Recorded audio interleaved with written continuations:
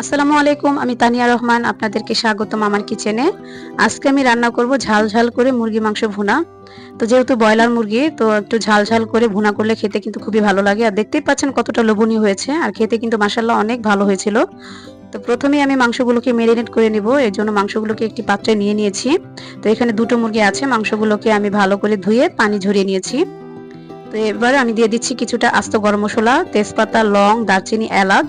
এবার আমি দিয়ে দিব 2 চামচ হলুদ গুঁড়া, 2.5 চামচের মতো মরিচ গুঁড়া। আপনারা আপনাদের স্বাদ অনুযায়ী দিয়ে নেবেন।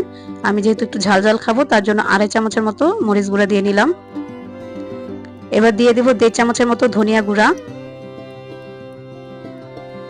তারপর এখানে আমি 1 চামচের মতো গরম মশলা গুঁড়া দিব। এবার আমি লবণ দেব স্বাদ অনুযায়ী, তো আমি 1.5 চামচের মতো লবণ দিয়ে দিলাম। এবার আদা রসুন বাটা দেব 2.5 চামচের মতো।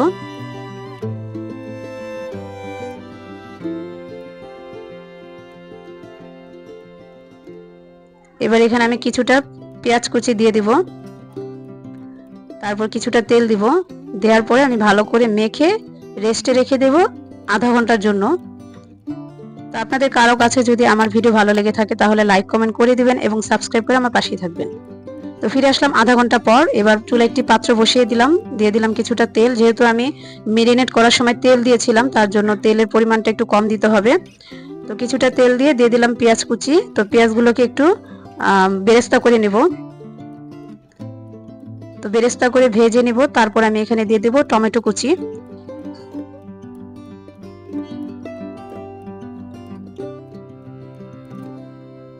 এই তো হয়ে গিয়েছে। তো এখানে আমি টমেটো কুচি দিয়ে দিব।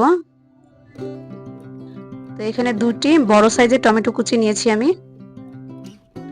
তো একটু টমেটোটাকে একটু ভেজে নেব। নেওয়ার পরে এখন আমি দিয়ে দিব মাংসগুলো, মেরিনেট করা মাংসগুলো। তো মেরিনেট করা মাংসগুলো দিয়ে তারপর আমি ভালো করে কষিয়ে নিব। তো চুলার আঁচটা একটু কমিয়ে এই পর্যায়ে তারপর মাংসগুলোকে কষাতে হবে, না হলে তলানিতে লেগে যাবে। আর কষানোর জন্য কোনো পানির প্রয়োজন নেই, কারণ এখানে ব্রয়লার মুরগি, তো এটার থেকে পানি এমনি উঠবে। দেখতে পাচ্ছেন কতটা পানি উঠে গিয়েছে। তো আমি এই পানি দিয়ে ভালো করে কষিয়ে তারপর এখানে পানি দেব। তো এখন আমি এই কষানো অবস্থায় দিয়ে দিচ্ছি আলু। তো আমি কিছুটা আলু দিয়ে দিলাম, যেহেতু আমার বাচ্চারা একটু আলু পছন্দ করে, তার জন্য আলু দিয়ে দিলাম। তো নতুন আলু আমি কেটে পানি দিয়ে ভালো করে ধুয়ে তারপরে আলুগুলো দিয়ে দিলাম।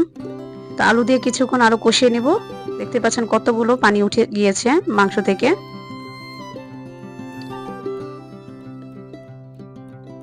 তো ঢাকনা দিয়ে ঢেকে কিন্তু আমি এই রান্নাটা করব, মাংসটা কষিয়ে নেব।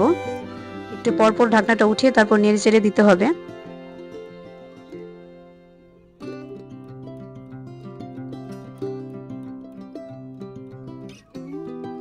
তো আমি আবারও বলছি, আপনাদের কারো কাছে যদি আমার ভিডিও ভালো লেগে থাকে তাহলে অবশ্যই আমার পাশে থাকবেন, আমাকে সাপোর্ট করবেন। তো মাংসটা আমি ভালো করে কষে নিয়েছি। এবার আমি পরিমাণ মতো পানি দিয়ে দিব।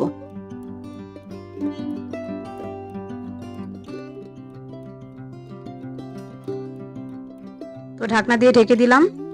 তো কিছুক্ষণ পর ঢাকনাটা উঠিয়ে দিলাম। এখন দেখি তরকারিটার বলক এসে পড়েছে। তো আবারও নেড়ে ছেড়ে দেব। তো এভাবে আমি আরো কিছুক্ষণ রান্না করে নেব। তো এখন আমি দিয়ে দিব কয়েকটি কাঁচামরিচ। কাঁচামরিচের সামান্য একটু মুখটা কেটে নিয়েছি আমি। তো উপর দিয়ে এই পর্যায়ে আমি দিয়ে দিব আবারও 1/2 চামচের মতো গরম মশলার গুঁড়া। আবার ভালো করে নেড়েচেড়ে দিয়ে ঢাকনা দিয়ে ঢেকে দিয়েছিলাম। কিছুক্ষণ পর আবার এসে ঢাকনাটা উঠিয়ে আবার নেড়েচেড়ে দিচ্ছি। তো এখন এই পর্যায়ে আমি দিয়ে দিব জিরার গুঁড়া, ভাজা জিরার গুঁড়া। 1.5 চামচের মতো আমি ভাজা জিরার গুঁড়া দিয়ে দিলাম। আবারও নেড়েচেড়ে সবকিছু একসাথে ভালো করে মিশিয়ে নেব।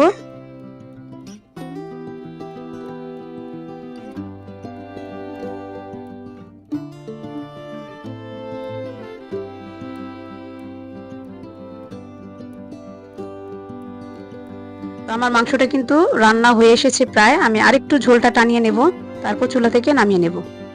এই তো হয়ে গিয়েছে। এবার আমি চুলা থেকে নামিয়ে নেব, তারপর পরিবেশন করে নেব। এই তো পরিবেশন করে নিয়েছি। তো দেখতে পাচ্ছেন কতটা লোভনীয় হয়েছে, আর খেতে কিন্তু অনেক অনেক ভালো হয়েছিল। তো সবাই ভালো থাকবেন, সুস্থ থাকবেন। আজকের মতো বিদায় নিচ্ছি। আসসালামু আলাইকুম।